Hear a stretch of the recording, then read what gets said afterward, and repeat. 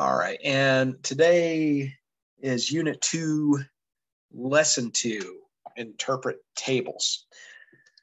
And a lot of what we're looking at here, sort of continuing on with the same idea that we were using or when we were looking at maps, we're going to move into some different forms of data and information and interpreting that information in different ways.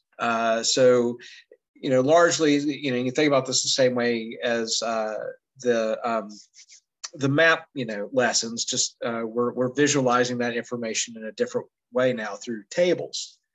So let's take a look here. And so it says we're going to identify a table, and then we'll use that and interpret the information presented in those tables. All right. And a little bit of audio. Here we go.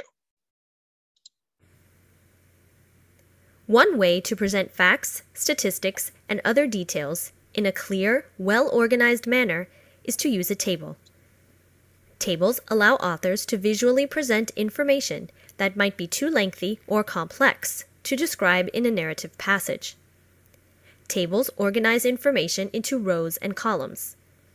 Rows run across the table from the left to the right.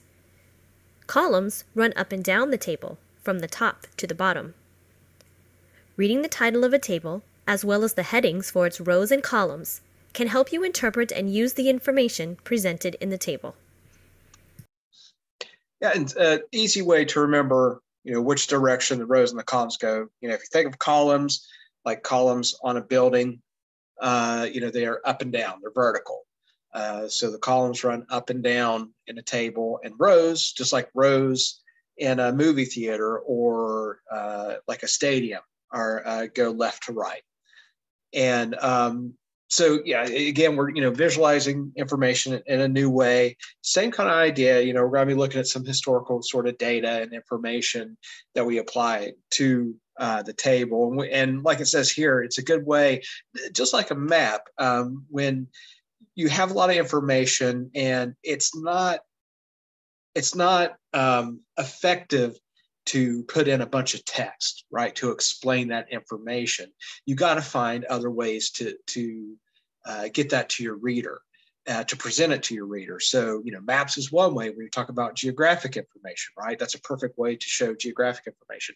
Tables are great for, a variety of numerical information. So population, which we'll see in our examples, or, is it certain economic activities and things like that. That's a good way to show that data, especially if you're showing, tables will often show some sort of progression or, an increase or decrease. So like chronological, or have like a list of years, or maybe a percent gain, if you're looking at some type of like investment or something like that. And it's going to show us here too. I think there's going to be another audio clip after this, but our first table here, and always, remember to take into account the title. And they're going to be really important when you talk about data like this. So it says here, the title can be found above a table. Sometimes it's below the table or in the first row of the table. So the title identifies the subject or the topic of the title or of the table, just like every, just whether it's a article you're reading or a map, same kind of idea expressed there. And then our columns here, it's showing the headings of each column or row identify the information located in that part of the table. So in our left-hand column, we have year. And then in the right-hand column is population. And then through our rows, we'll have each individual year, and then I'll show the population for that given year. And what we're dealing with here is the estimated population of the Virginia colony. So we've mentioned this a little bit in talking about that in social studies, as far as like when people started coming to North America from Europe.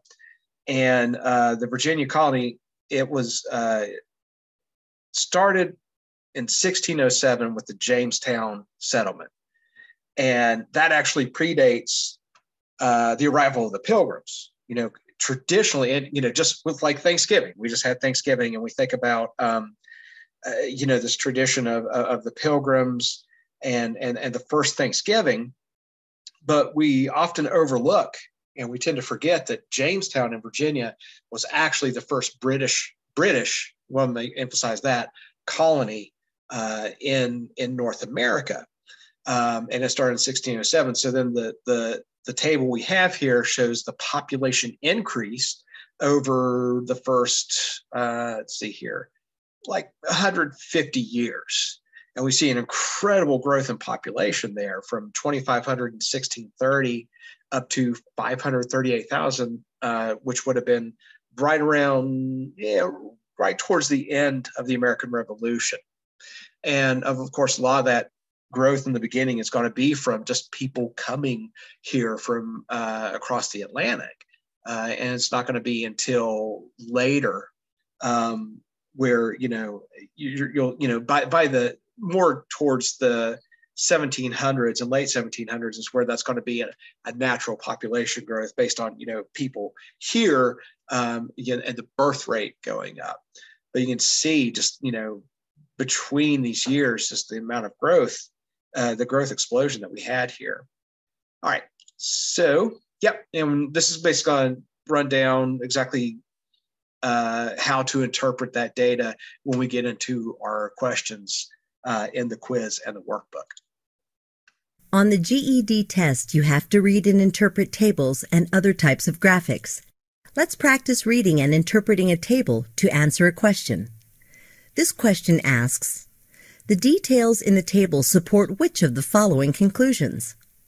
Option A. Many people left Virginia to settle in other colonies between 1700 and 1750. Option B.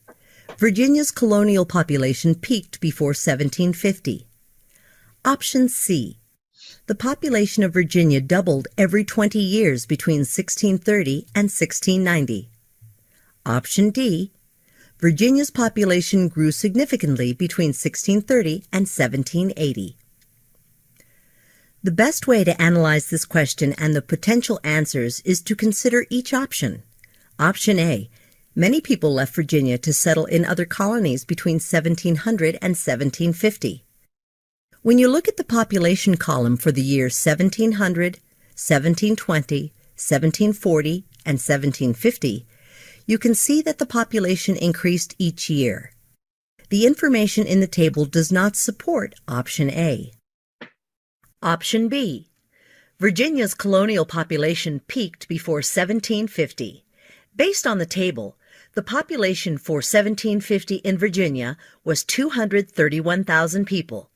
When you compare this figure with the population for other years, you can conclude that the population in 1750 was more than any other year prior, but less than the years that followed. So, Option B is not the correct answer.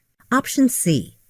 The population of Virginia doubled every 20 years between 1630 and 1690.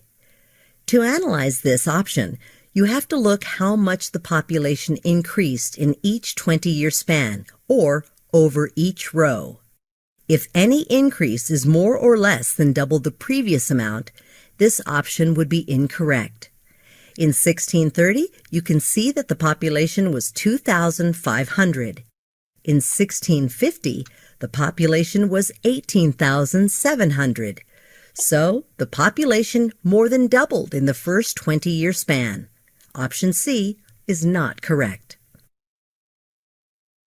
Option D. Virginia's population grew significantly between 1630 and 1780. Based on the table, you can see that Virginia's population grew from 2,500 in 1630 to 538,000 in 1780. That is a significant increase. Option D is the correct answer. Yeah, so basically, a lot of it is going to be a process of elimination, and always not making assumptions about what the table says, because some of those, right, if you look at them, sort of make sense, but we don't have that information in the table.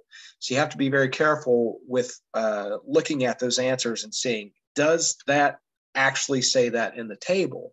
And here, the best answer, it's actually a little more broad, but D, being Virginia population grew significantly between 1630 and 1780, that fits, right? There's no question there. There's no wiggle room.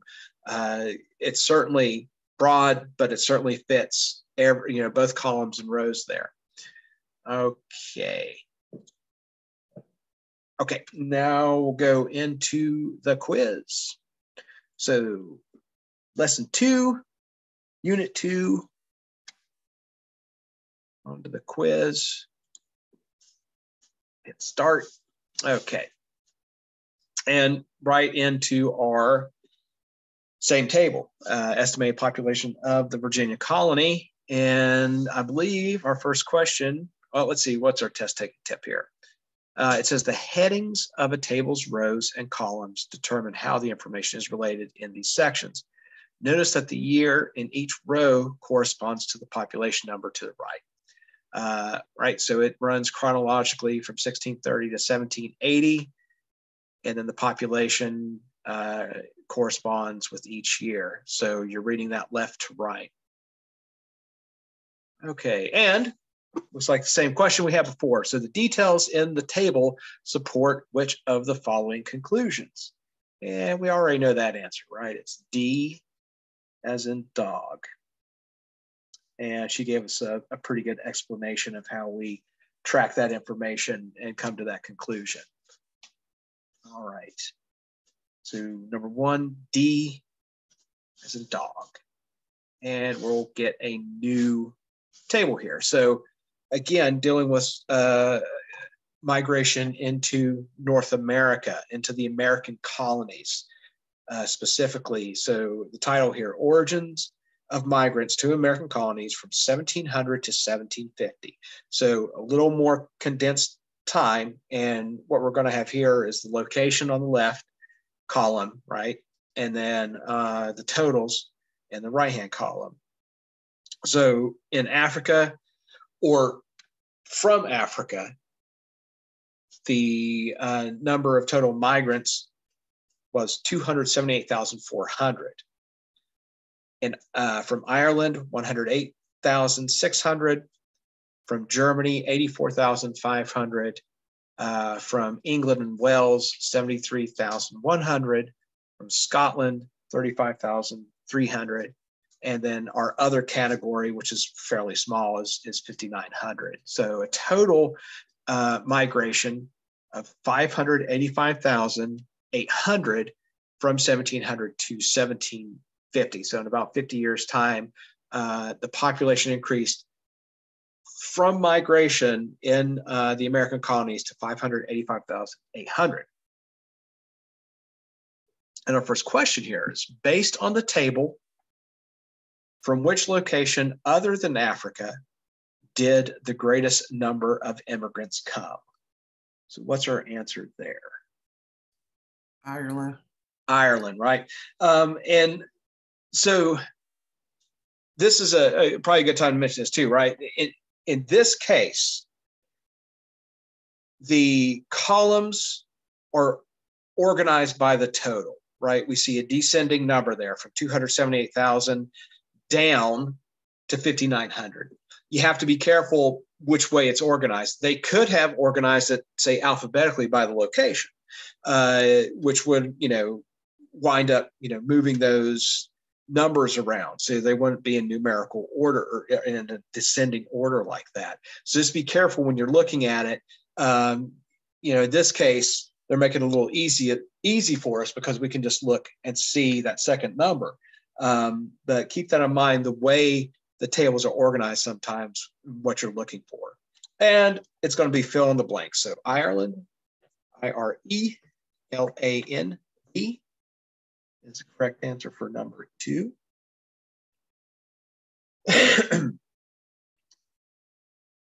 Okay, so moving on to number 3. So the immigration of 278,400 Africans to the American colonies between 1700 and 1750 was likely due to blank. What is the reason for that large migration? For greener pastures? Did you say slavery? No. I'm sorry, what? Greener pastures. Oh, greener pastures. Unfortunately, no. They're including slavery in this migration. Slavery. Yeah, so Okay. if you look at that number, I would guess that nearly 100% of that 278,400 quote unquote migrants, that's a forced migration due to slavery. So it's kind of making it's going to bring this up later. It's going to make us rely a little bit on some of the previous lessons and things we've learned.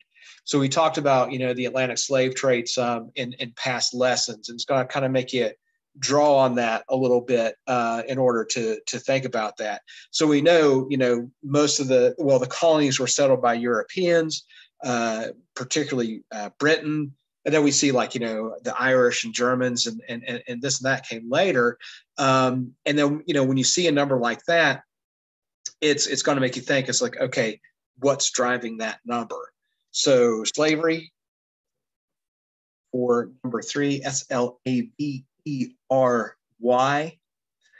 And I think maybe one day I'll play, I posted that video on the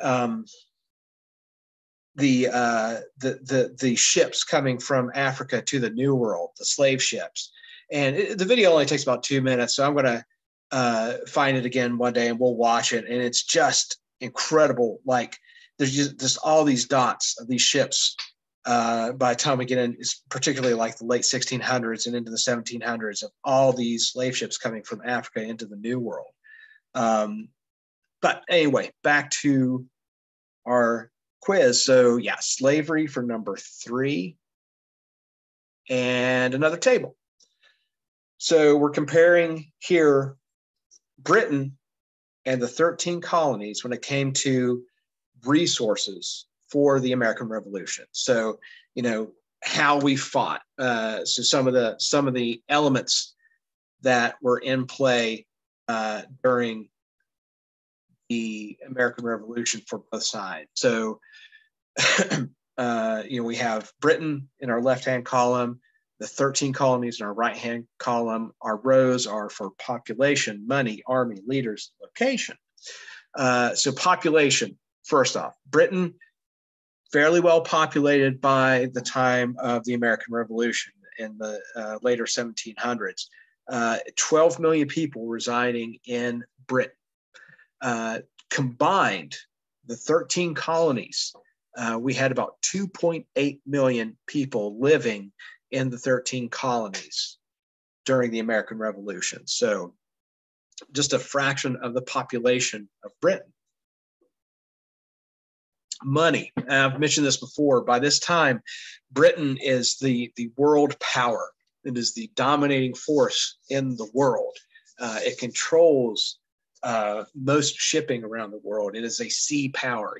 Britain's a little island, but they were great shipbuilders and very astute naval, were very adept with naval technology and building a navy. And that's really where their empire succeeded the most.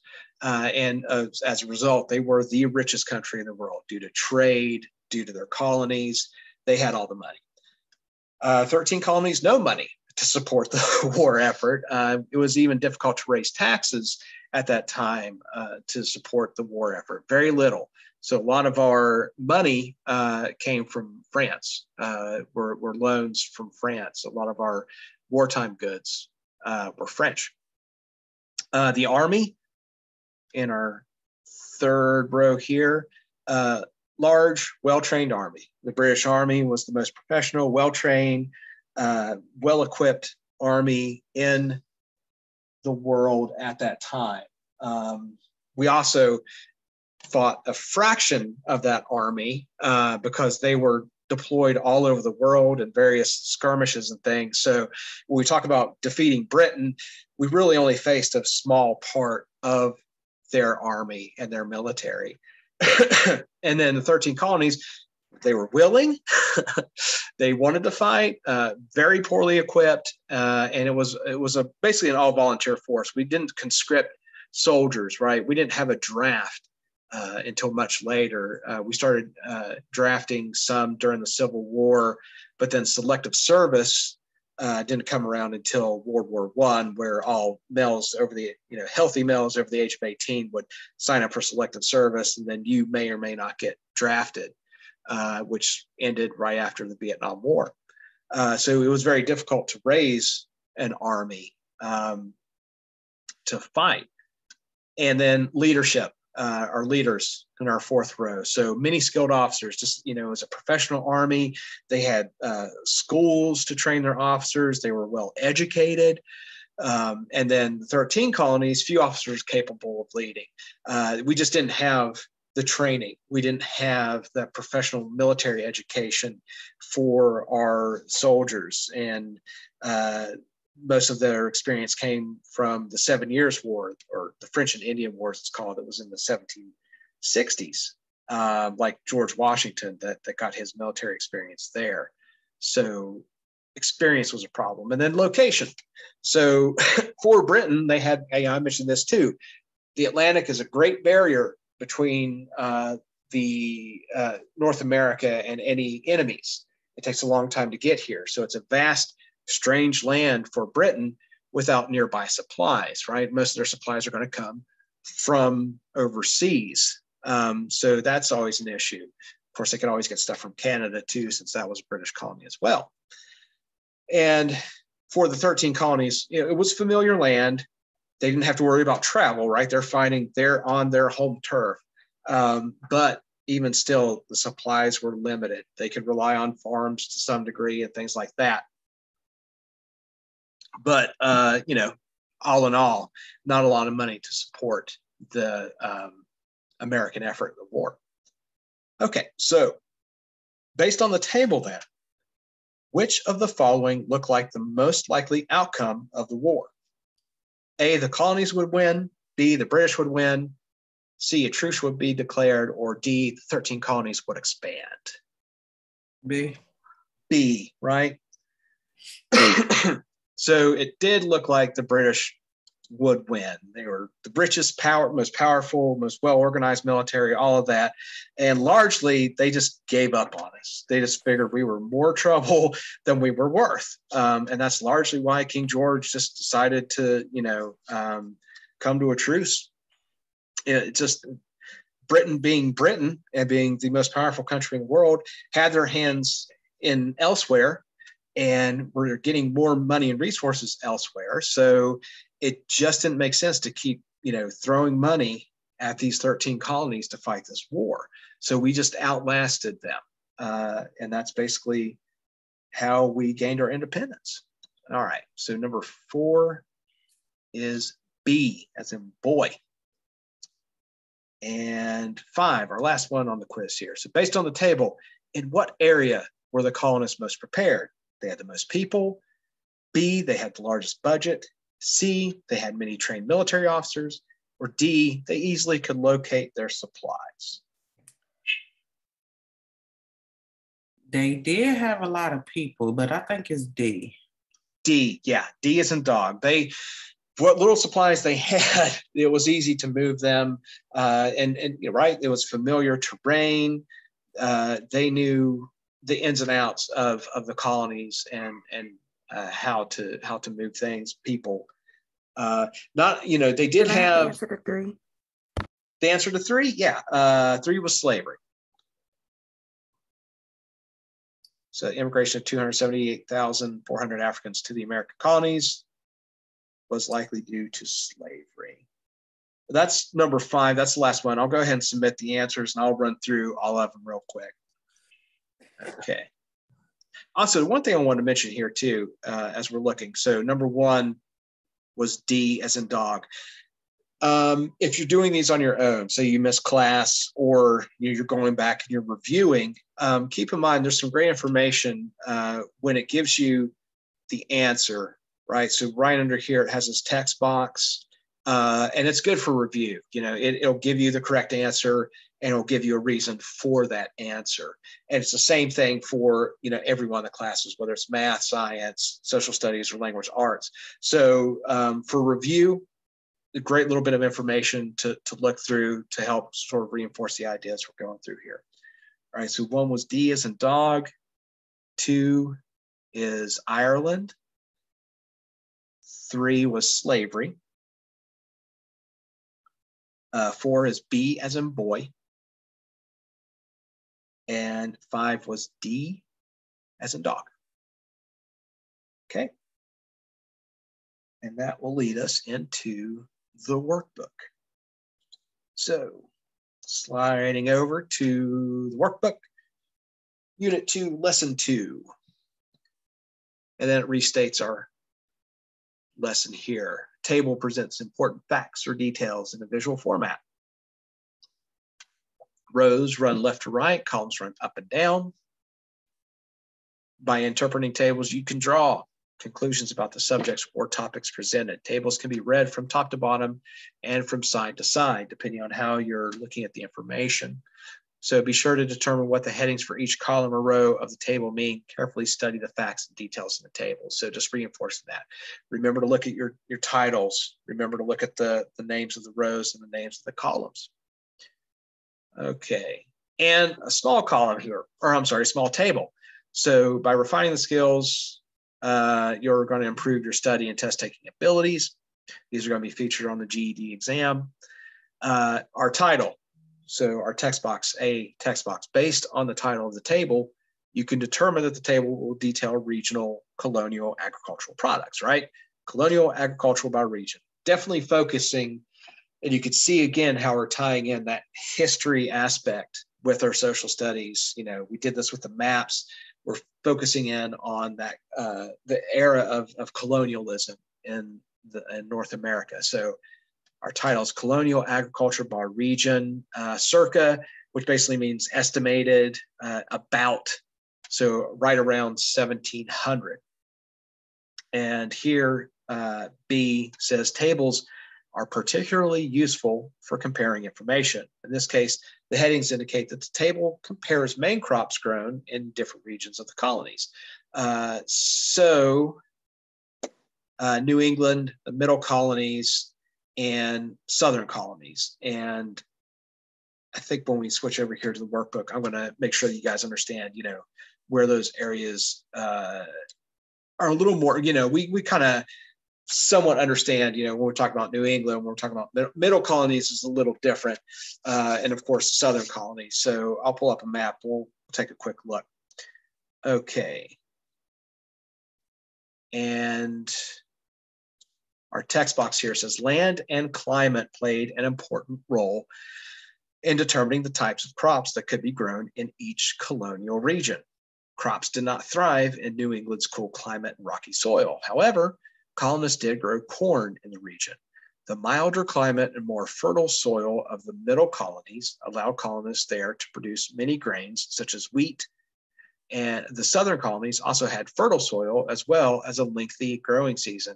As a result, many planters built large plantations on which they raised cash crops such as tobacco, rice, and indigo. Does anybody know what indigo is?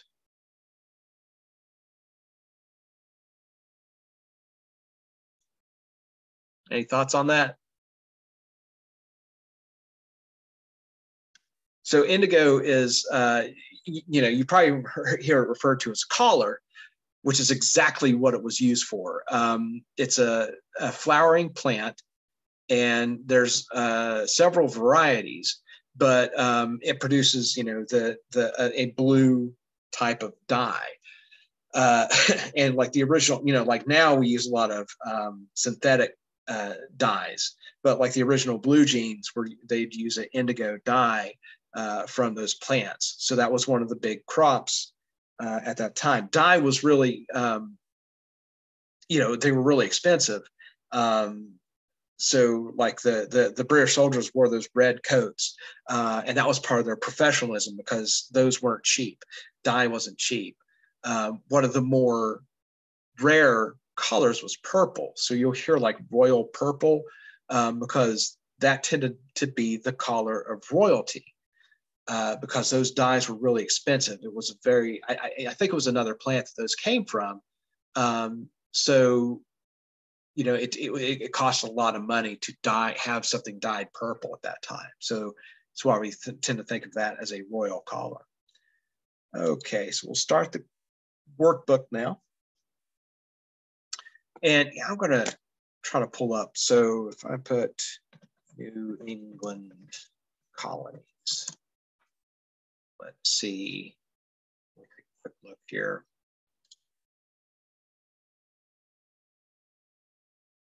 If I can get an image for us. Okay, this is perfect right here. Let's see if I can get this map pulled up.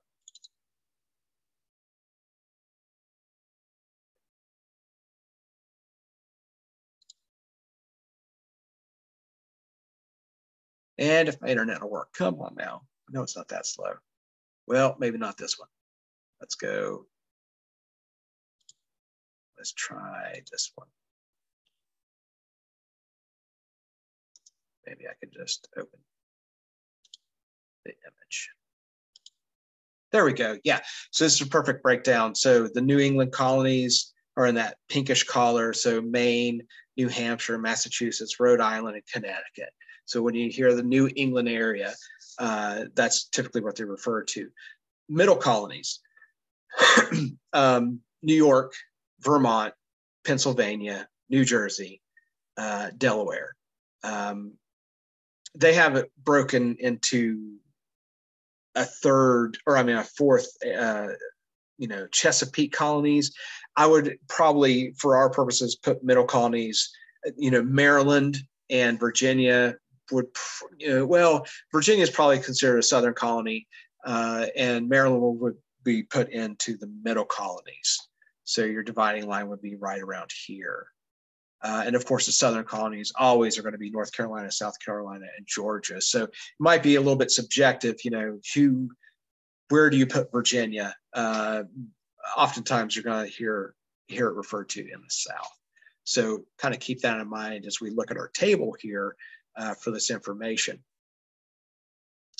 Okay, and the same thing again, climate played a big role as far as what was grown where. And are using logic box here. So for some questions, you need to access prior knowledge. For example, which colonies were located in each region.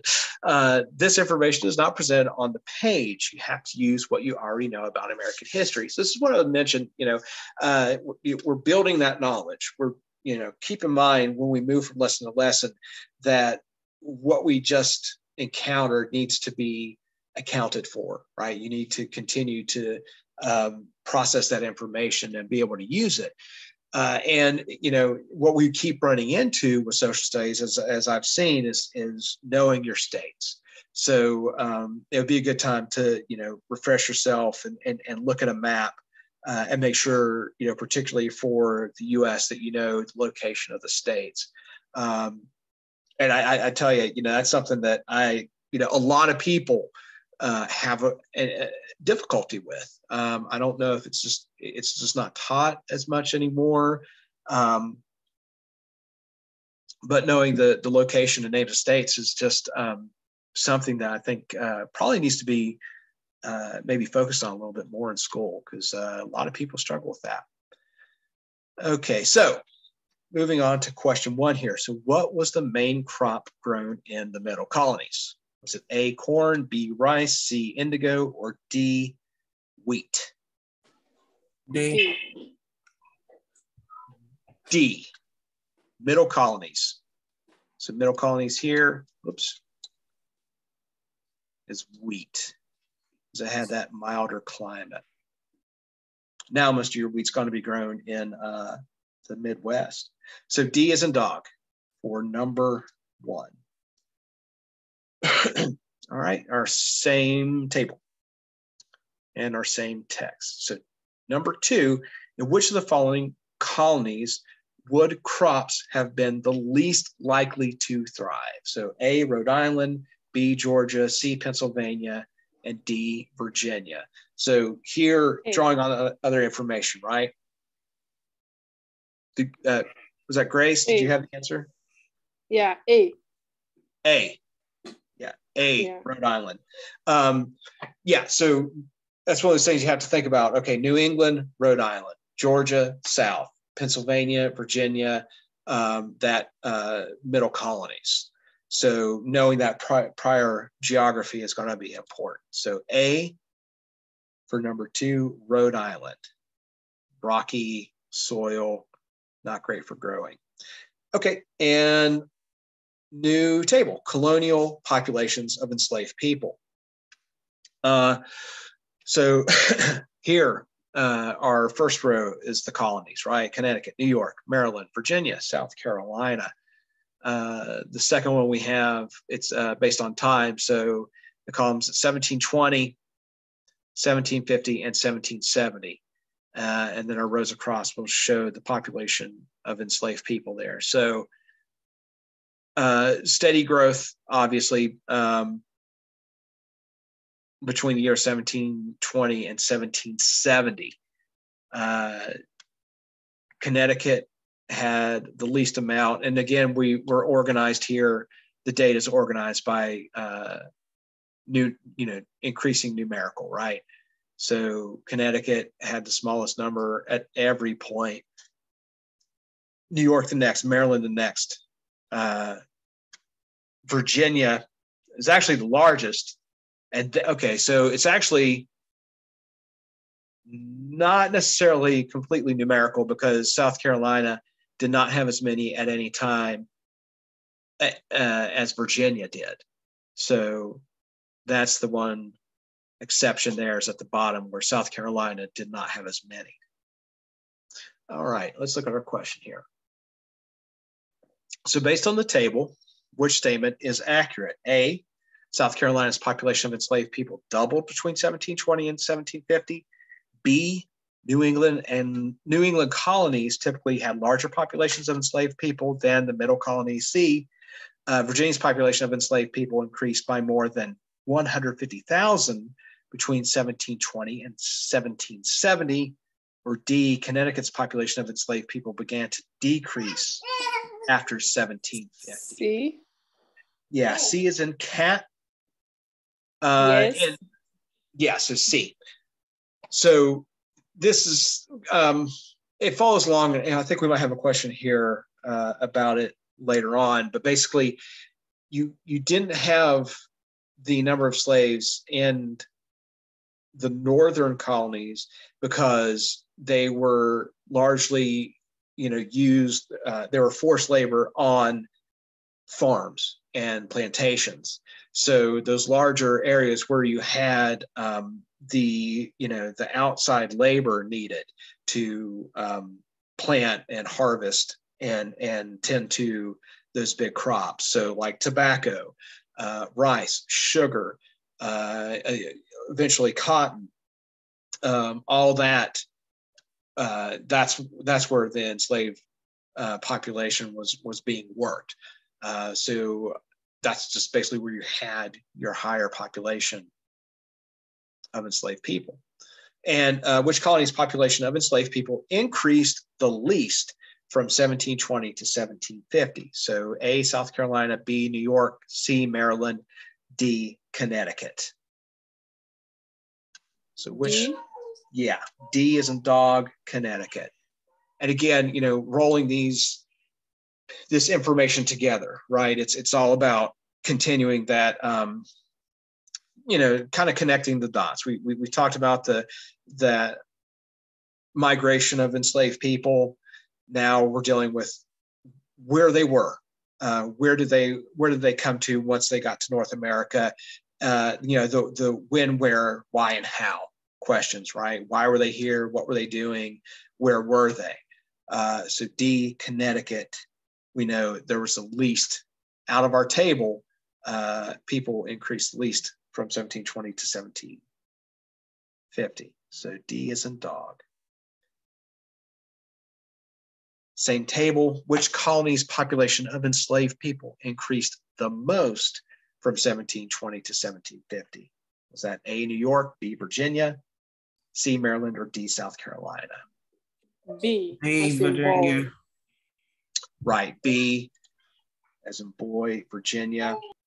And that's where I definitely, you know, based on our previous table of the breakdown, they're going to, I can see right now that they had put Virginia in the South because it's part of that Southern agriculture that used slaves for agricultural purposes. And 6, okay, so new table, estimated regional population of colonies. So back to that idea, New England, middle colonies, and southern colonies. And we're looking at the population around 1770, so a few years before the start of the American Revolution. And the text says, as the late 1700s approached, the British colonies began to grow at an extremely fast rate. In fact, by 1775, the colonial population would reach nearly 10 times the size it had been in 1700. Some of this growth resulted from continued immigration to the colonies. However, the bulk of this population growth was caused by very high birth rates and low death rates. So that's what I mentioned before, you know, early on in the 1600s, it's a lot about people coming to the New World, coming to North America as immigrants. And then by the time we get to, you know, the years before the American Revolution, now the birth rates have picked up, right? Because now we have people who are settled, they're established, right? It's safe. And, you know, not everybody's going to, you know, kill over because they don't have food or, you know, disease and everything is a little bit lower. So lower death rates, higher birth rates are getting established through the 1700s, which makes the natural population rise as opposed to the immigrant population. And so number 6, based on information in the table, which statement accurately describes the middle colonies? A, the middle colonies have the smallest population. B, New York represented more than half of the middle colonies population. C, about 400,000 fewer people lived in the middle colonies than in the southern colonies. Or D, the middle colonies had a smaller average population per colony than England. D as in dog. D, it's actually C as in cat, because it is about 400,000 fewer people in the middle colonies than in the southern colonies. So the southern colonies were much larger. And so that population, it's not a dense population. It's spread out quite a bit, but it is larger than the New England and middle colony areas. So you figure North Carolina, South Carolina, Virginia, Georgia, those states, you know, had a lot of place to live and set up these you know, big agricultural centers and things like that. And we also know that the slave population, if they're including that, which I believe they are, is accounting for some of that population as well. Without the slave population, their southern colonies would look a little more like the middle and New England colonies. But C as in cat for number 6. And on to 7. Okay, so which of the following best accounts for the population growth in the colonies? A, colonies experienced natural increase due to birth and death rates. B, German and Scotch-Irish settlers began moving to the colonies. C, the health of colonists declined over time. Or D, many people moved to the colonies to find manufacturing jobs. A. A, yes. A, the colonies experienced natural increase. And that is specifically directly referenced in your text. So make sure that, you know, when you're looking at your table, that you're reading the text and that you're finding that information there. So there's no guesswork. We don't really talk about German and Scotch-Irish. We don't talk about the health declining. And people move to the colonies to find manufacturing jobs. Well, this predates the Industrial Revolution, which we might talk about. I'm sure we'll talk about down the road here. But you know, there's no mention of manufacturing jobs or anything like that in the text. So A is our answer there. All right, big table here. Lots of text. So this is Native American conflicts in colonial America, and there was a lot more than what we have here, but this is some of the more well-known and more violent ones, I guess you could say. Okay, so conflicts, region, and events and outcome. That's our three columns, right? And they're run in chronological order from the Pequot Revolt down to the raid on Kittanning. And so real quick, we'll read through here. So the Pequot Revolt from 1636 to 1637 was in the New England region. And our text passage says the conflict grows as colonists move west into Massachusetts and Connecticut. Colonists accuse a Pequot Indian of killing a settler, and they burn a Pequot village in retaliation. Pequot attack a Connecticut town. Settlers and Narragansett Indians then burn and destroy the Pequot's primary village. Many Pequot lose their lives. So, you know, this was almost inevitable when you had settlers come to North America. As they expanded their territory and encroach on Native American land, you're going to have friction between those groups and territory disputes, land disputes, which is exactly what happened basically from the time, you know, the Europeans arrived here all the way up through the 18th and honestly into the 20th century. There's been issues. So, and they often pitted various Native Americans against each other. So the Pequots were fighting against the Narragansett Indians as well. So that was often driven by, you know, encroachment by Europeans, and they pitted these sides against, or they pitted Indian tribes against each other. So moving on, King Phillips War, 1675 to 1676 was a famous one as well in the New England area. Wampanoag Indians and other groups respond to encroachment on lands in southeastern Massachusetts with armed conflict. Many losses for colonists and Native Americans. Native American forces eventually weaken. Many Native Americans forced to leave their homes, which was typically the outcome as European settlers continued to expand their territory. The Yamasee War in 1715, our next row, occurred in the southern colonies. This was conflicts grows between colonists and Creek Indians seeking new lands.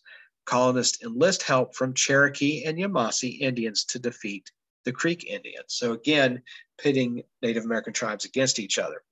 And then raid on Kittanning in the middle colonies. So Pennsylvania colonists raid Delaware village of Kittanning, part of a series of violent conflicts between Native Americans and colonists over rights to land.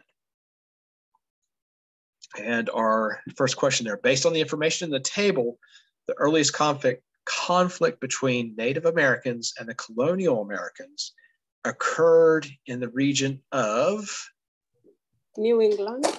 New England, yes. New England, N-E-W-E-N-G-L-A-N-D.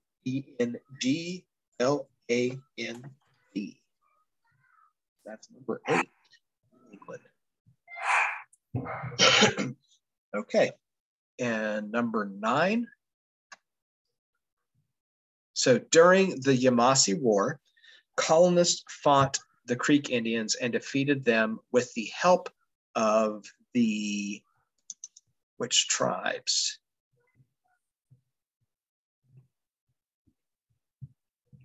So we have the Creek Indians here.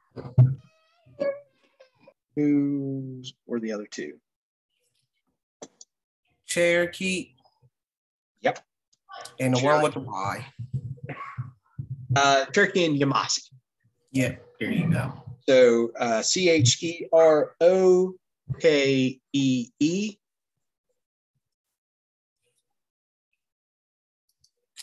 And Yamasee, Y-A-M-A-S-S-E-E.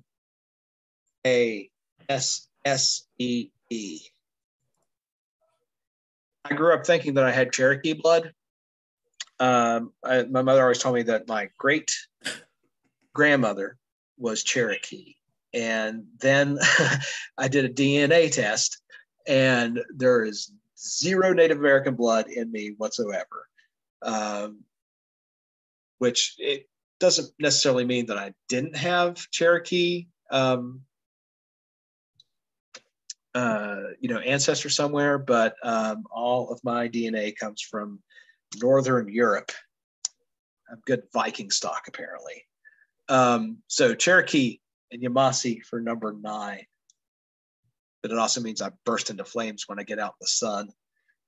So according to information in the table, Pennsylvania colonists were involved in a battle in which Native American village? So Delaware village of what was that? Village of what? Delaware village of Kittanning or Kittanning. Yeah. Yeah. There you go. Yeah, Kittanning. Kittanning. So right here, Pennsylvania colonists raid Delaware village of Kittanning, part of a series of violent conflicts between Native Americans. So Kittanning. Kittanning. Okay. And number 11. So based on information in the table, conflicts between Native Americans and inhabitants of colonial America usually began over disputes about land. Land, absolutely. Land. And there's a very cultural aspect to that. Europeans come from this idea where ownership, property ownership is a significant part of our understanding of wealth, our understanding of how economics work. Native Americans did not have that concept in the same way, so it was more of a communal understanding of land rights, and that was part of the friction between the two. Europeans were going to own that land, and it was going to belong to them, which started a lot of the tension between the sides. So 11 is land. And then 12, so which event occurred first? Either the settlers and Narragansett Indians destroyed the Pequot's village, or the Pequot attack a town in Connecticut. Which of those two events happened first? Settlers and the end. So the Pequots actually attack a town in Connecticut first. If you read through here, basically the colonists accuse a Pequot Indian of killing a settler, and they burned the Pequot village into retaliation. But what they're talking about here in the text is whether the settlers in Narragansett Indians destroy the Pequot village or the Pequots attack. So for this purpose, Pequot attack a Connecticut town happens before the Narragansett Indians get involved. So let's see if I can spell this all out here. It's the Pequot attack a town in Connecticut. I think that's right. I think it actually says it over here. So you can just basically, I don't know if you can copy. Can you copy and paste on this?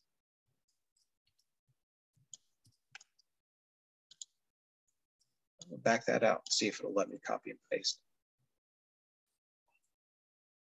Yeah, okay. So the Pequot attack a town in Connecticut.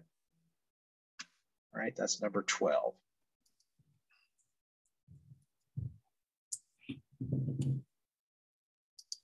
And 13. So here, does the term Delaware refer to the Delaware colony or the Delaware tribe in the following phrase, Delaware village of Kittanning? Does that mean colony or tribe?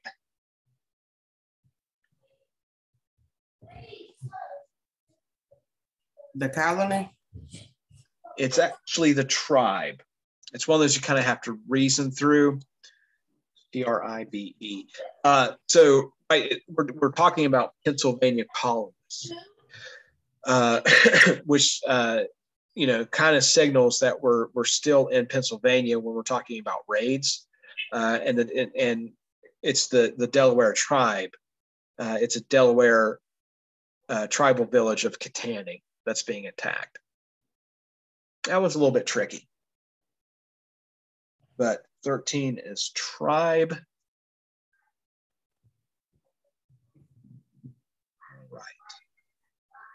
All right, new table, new text. So for number 14, our text says, while the original 13 colonies were united under British rule, each colonial region developed a different way of life. In New England, most colonists lived in towns. Some colonists in the region farmed, and others worked in industries such as fishing, shipping, lumber, and trade. In the middle colonies, people lived and worked on small farms. However, there were also large cities, such as Philadelphia and New York, in the region. Trade and some small industries were also important. The southern colonists featured many large plantations. Agriculture was the dominant economic activity in this region. And that's what our table represents, right? Regional differences here. And so New England shows our region. Our region column is New England, middle colonies. Southern colonies, again, our column for economy is showing, indicating agriculture, fishing, shipping, lumber, and trade for New England, agriculture, trade, and small industries for the middle colonies, and agriculture for southern colonies. And then settlement patterns were towns for New England, small farms, and some large cities for middle, and large plantations and small farms. So based on the table and the passage, which economic activity occurred in each region. And I believe I already got the answer in the text in the chat there is A, agriculture, right? So which economic activity occurred in each region? Agriculture, agriculture, agriculture in each one. The amount of which would have differed between all three, being more so a southern,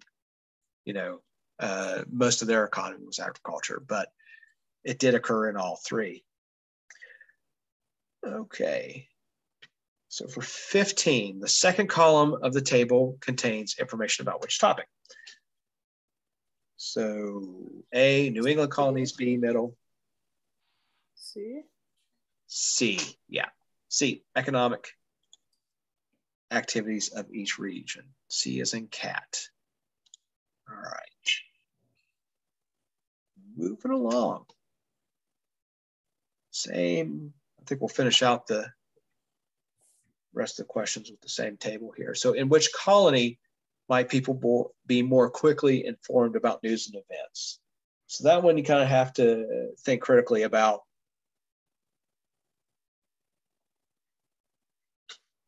Which region, for starters, do you think news would travel quicker? That's where you start before you think about the individual colonies, right?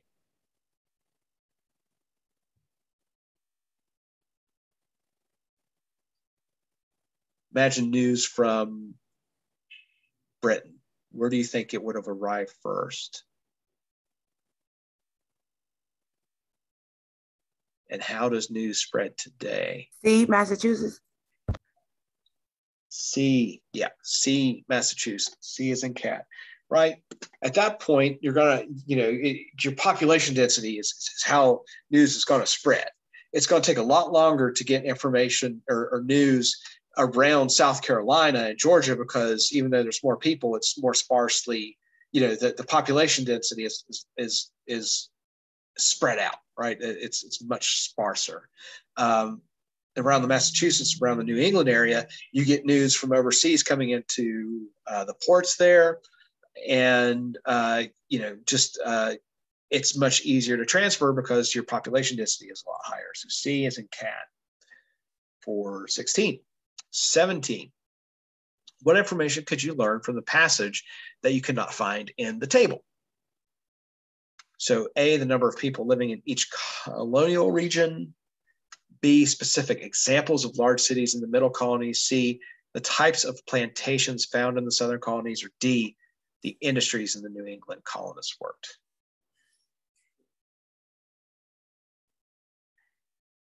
So what's in the text that's not in the table, basically, is what it's asking you.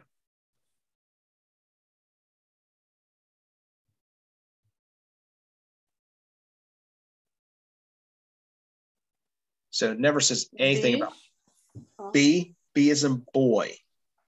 Yeah, specific examples of large cities. That's what's mentioned up here, right? It talks about Philadelphia and New York. Oh, so Philadelphia and New York. That's the only thing that's really mentioned there. There's no other specifics that come up. So B is in boy. 18. The economic patterns established in the colonial era relate directly to which future historical event?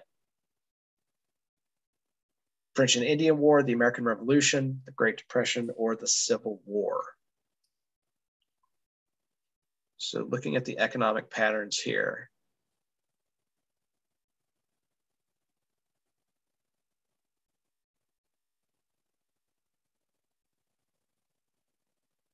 But some of the other information that we've discussed as far as migration, types of population. What kind of pattern are we seeing? Maybe the Civil? The Civil War, yeah, D is in dog, right? Largely because your southern states, once we gain our independence, maintain those large slave populations because of their agrarian culture, their agricultural society. The North, of course, they had less slaves to start with. They were industrializing. A lot of agriculture began, we started seeing more use of industry for agriculture, and we needed less manpower. We needed less labor to work those farms. But still the South was holding on to forced labor, slave labor. So that's, we're seeing how those traditional and cultural ideas kind of were teased out into the Civil War. So D is in dog. And last one. So which of the following assumptions can you logically make about the reason for the differences among the colonies? Geography and climate played a large part in the differences. The temperate New England climate fostered the growth of large plantations. Let's see what we have here. So A. Yeah, A in the chat there. Yeah, so geography and climate played a large part in the difference among the colonies, right? That dictated what life was going to be like. What were you going to be able to do in the North? You're going to be able to, there wasn't a lot of farming. So I'm going to go ahead and stop recording here.